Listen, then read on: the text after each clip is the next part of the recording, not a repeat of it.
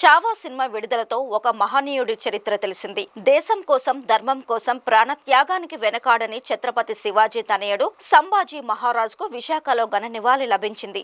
శివాజీపాలెంలో నివాసం ఉంటున్న భారతీయ ఆదివాసీ సమాఖ్య రాష్ట్ర అధ్యక్షులు గిడుతూరు రామ్ గోపాల్, అతని కుటుంబ సభ్యులు సంభాజీ మహారాజ్ వర్ధంతి రోజు తమ వంతు బాధ్యతగా ఆయనకు నివాళులు అర్పించి కృతజ్ఞత చాటుకున్నారు. ఆ మహాయోధుడి వీరగాథలను గుర్తు చేసుకున్నారు.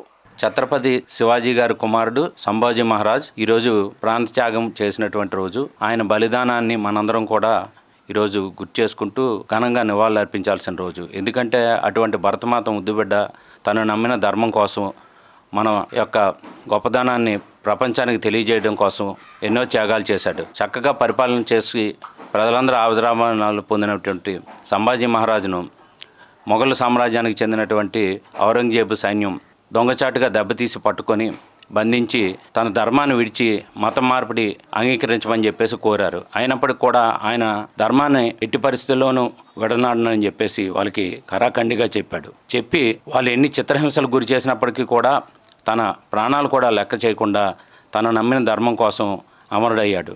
అటువంటి మహనీయుని కన్న భరతమాత ఎంత తన బిడ్డ యొక్క గొప్పదనాన్ని మనందరం కూడా గుర్తు చేసుకోవాలి, అలాగే అంజలి ఘటించాలని చెప్పేసి కోరుకుంటున్నాను. శివాజీ కుమారుడు సంభాజీ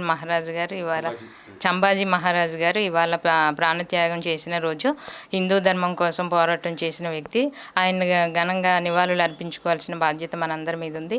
మన భారతీయ బిడ్డగా పుట్టినందుకు నాకు గర్వంగా ఉంది. మన దేశం కోసం ఎంతో పోరాటం చేశారు. మొఘల్ చక్రవర్తుల మీద ఎదిరించి పోరాటం చేశారు. మన హిందూ ధర్మం కోసం పోరాటం చేశారు. ప్రాణానికి తెగించి ఆయన దేనికి భయపడకుండా ధైర్యంగా అతని అవయవాలన్నీ కూడా ఖండించినా కూడా ఆయన అంత ధైర్యంగా నిలబడినందుకు, భారతమాత బిడ్డగా పుట్టినందుకు మేము గర్విస్తున్నాము.